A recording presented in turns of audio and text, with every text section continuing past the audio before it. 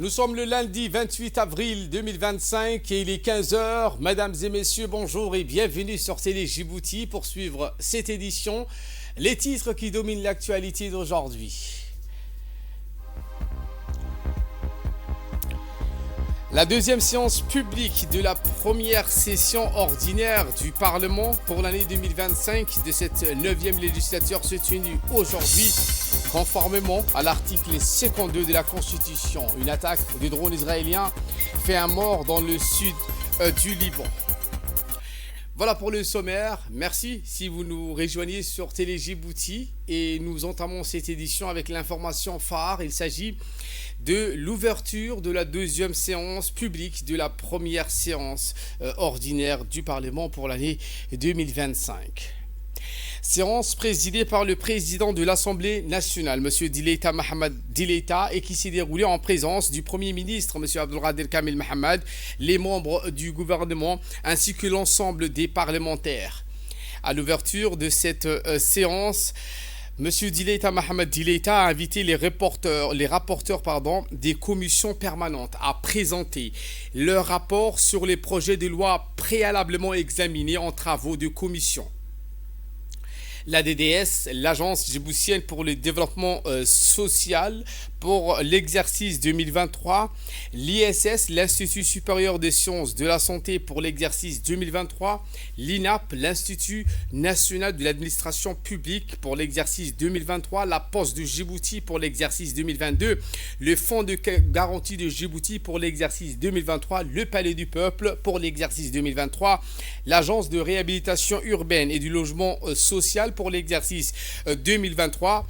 À tous ces projets de loi fixant les orientations de la politique nationale ont été passés en revue. Une séance qui a également permis l'adoption du projet de loi qui fixe également les orientations de la politique nationale du volontariat et instituant le corps national des volontaires djiboutiens.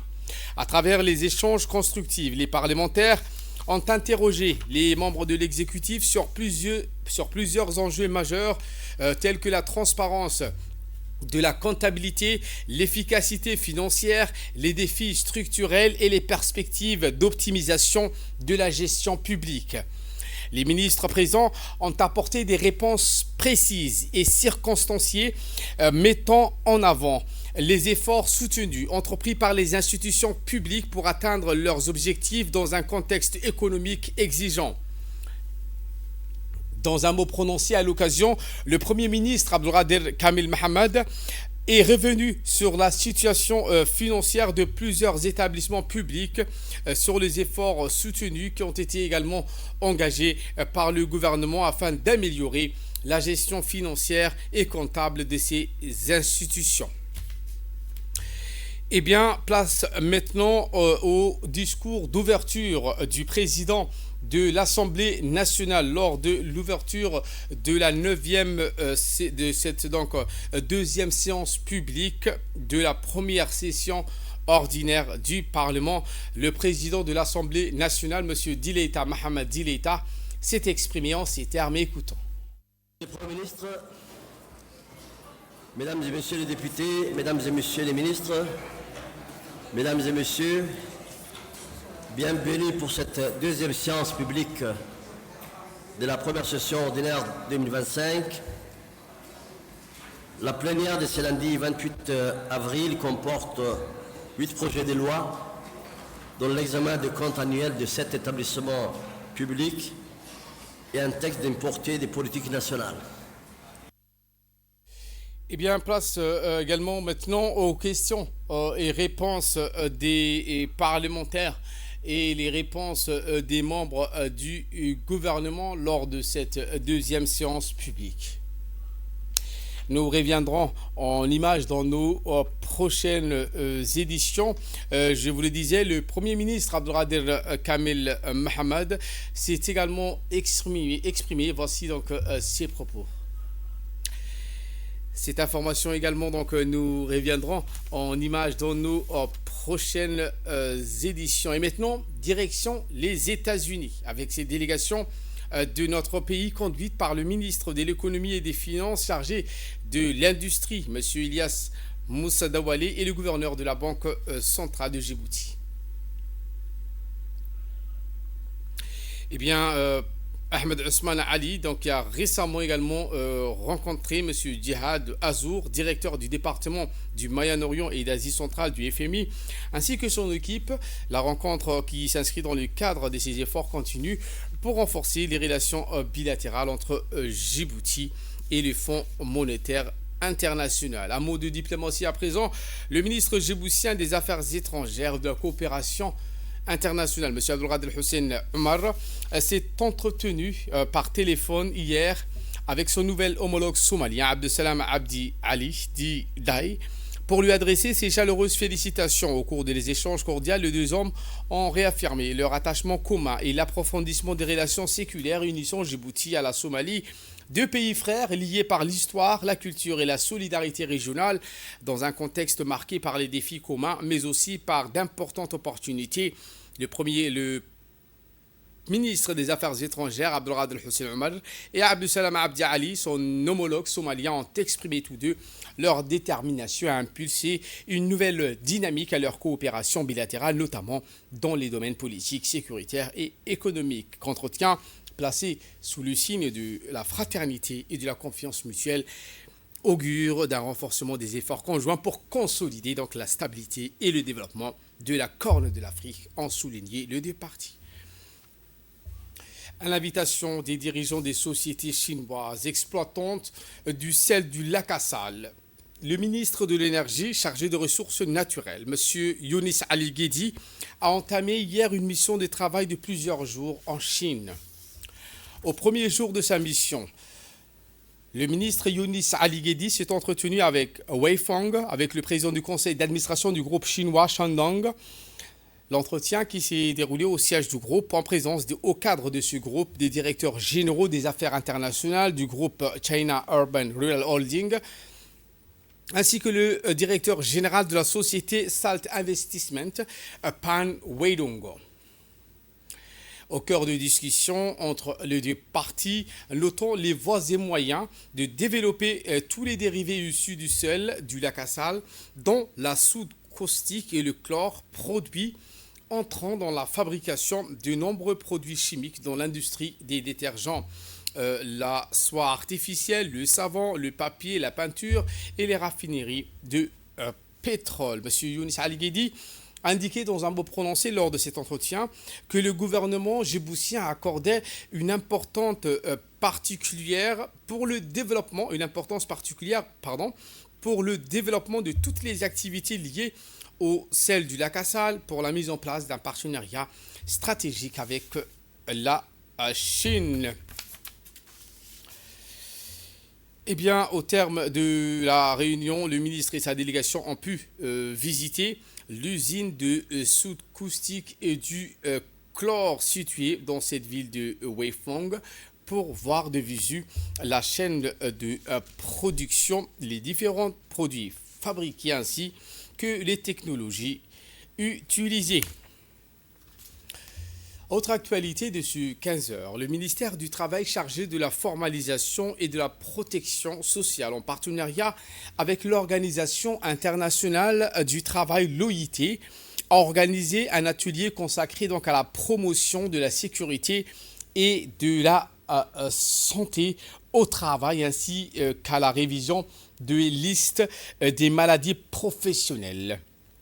L'événement qui s'y tient du 28 au 30 au Djibouti Palace Kempinski, un atelier qui a vu la présence du secrétaire général du ministère du Travail, M. Abdallah Ali, avec également la présence du conseiller principal du ministre du Travail, M. Khadir Omar Ali. Eh bien, un événement qui a également réuni les directeurs du travail par intérim. Cet événement qui rassemble des experts, des responsables des institutions ainsi que des représentants du secteur privé et des organisations internationales. L'atelier vise en son sein à renforcer la sensibilisation sur l'importance de la sécurité et de la santé dans les environnements professionnels. Vulnérables de travailleurs travaillant dans les secteurs dangereux où l'on trouve souvent du travail forcé et du travail dangereux des enfants.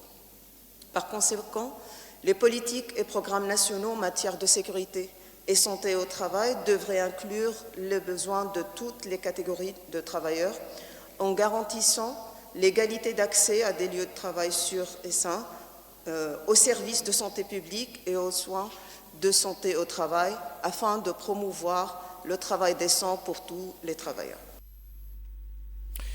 Lancement officiel du projet d'amélioration du mandat et des pratiques de la Commission nationale des droits de l'homme, la Commission nationale des droits de l'homme, la CNDH, en partenariat avec l'Union européenne, a lancé aujourd'hui le projet de soutien à la société civile. Financé par l'UE, le dit projet vise à renforcer la gouvernance participative et à promouvoir les droits humains à l'échelle nationale.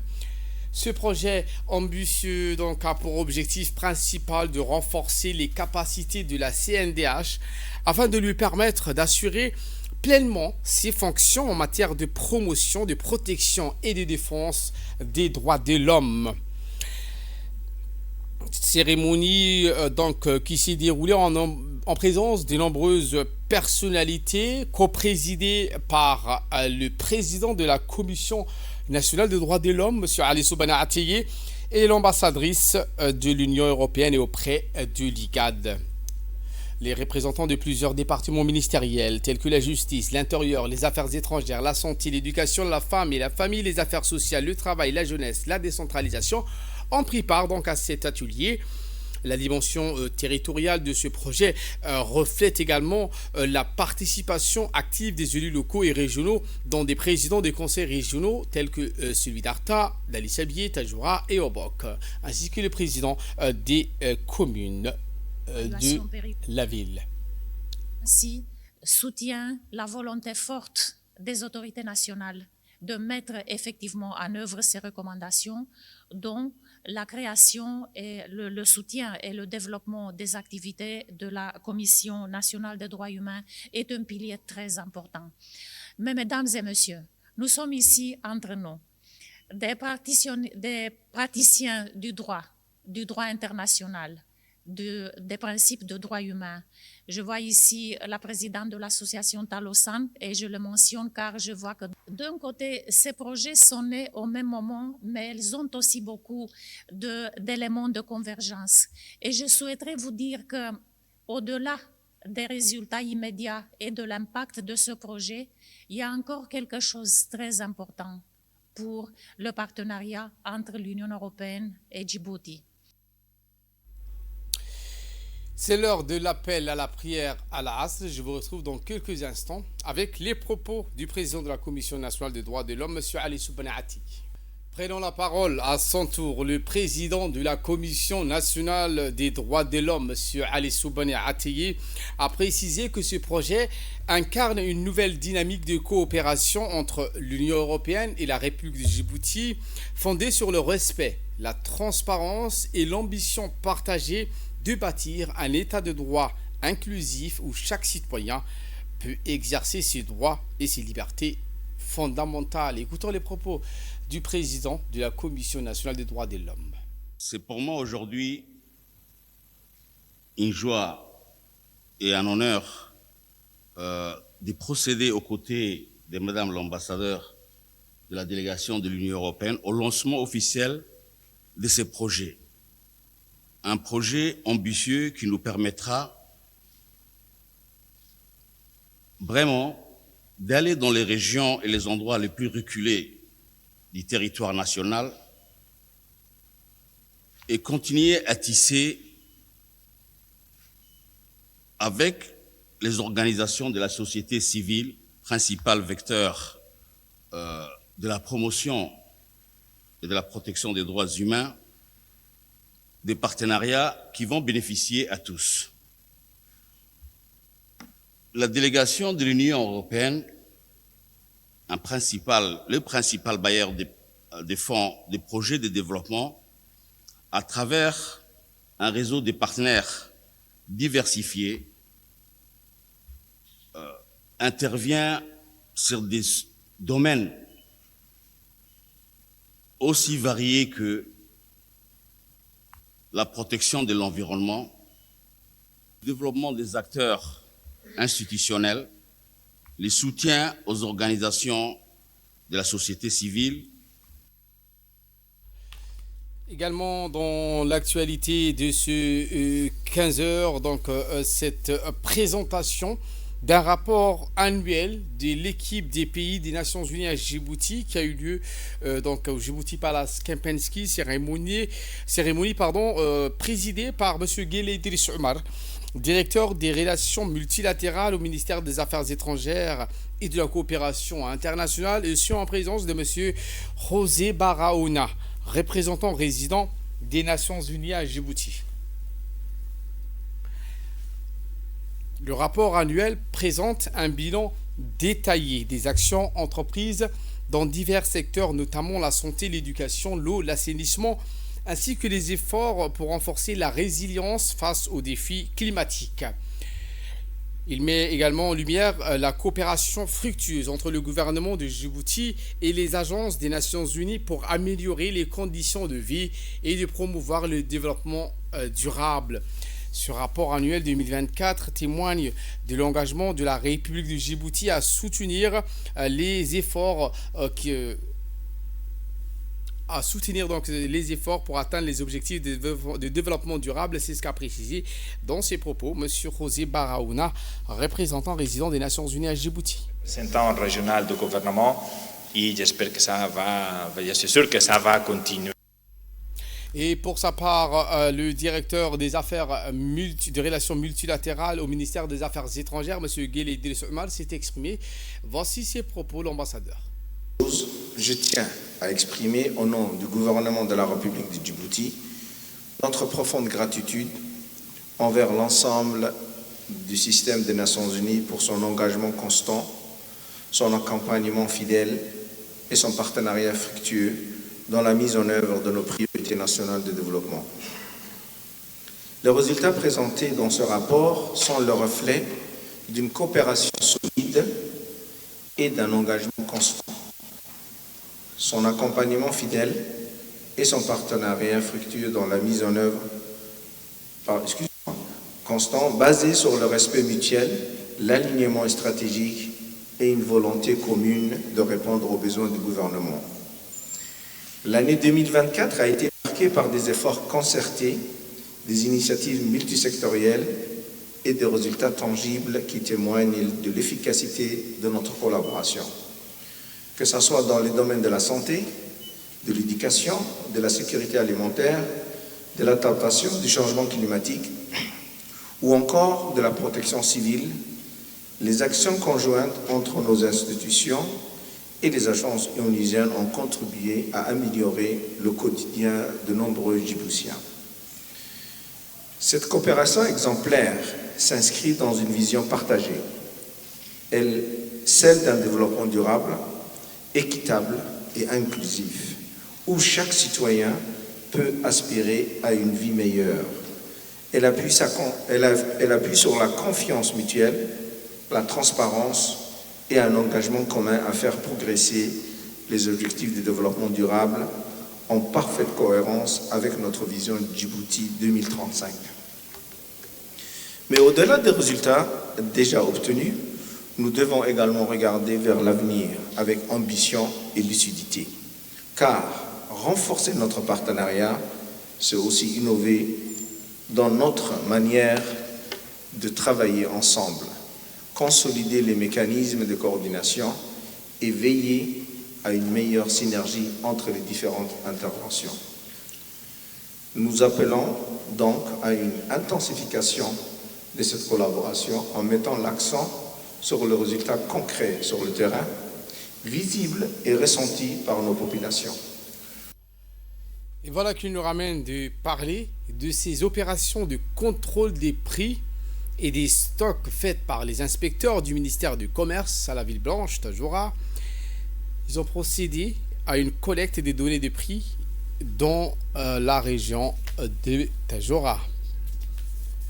Ce projet, financé par la Banque mondiale dans le cadre de la riposte d'urgence de la crise humanitaire, L'objectif principal de cette opération est de relever la gestion des stocks et de vérifier la pratique des prix homologués.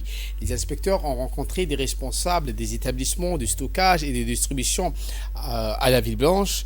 Ils ont inspecté ce stock de produits de première nécessité, notamment le riz, les huiles alimentaires, les sucres, les produits laitiers. Les inspecteurs ont constaté que les stocks sont suffisants pour couvrir les besoins de la population de la région. Cependant, ils ont relevé quelques irrégularités, notamment des dépassements des prix homologués. Les inspecteurs du commerce ont lancé un appel à la mise en garde de respecter les prix homologués par le ministère. Ils ont indiqué que des sanctions seront prises à l'encontre des établissements qui ne respecteront pas les prix homologués par le ministère du Commerce.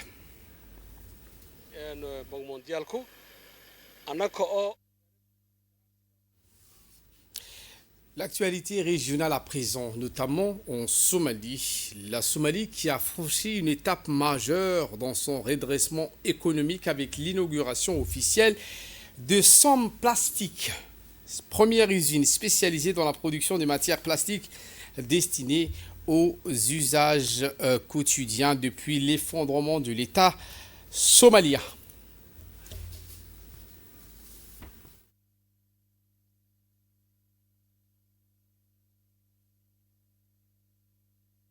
Donc, dans la capitale, cette usine représente aujourd'hui la plus grande infrastructure industrielle dans le domaine du plastique en Somalie, avec une spécialisation dans la fabrication d'ustensiles ménagères et d'articles essentiels pour les foyers.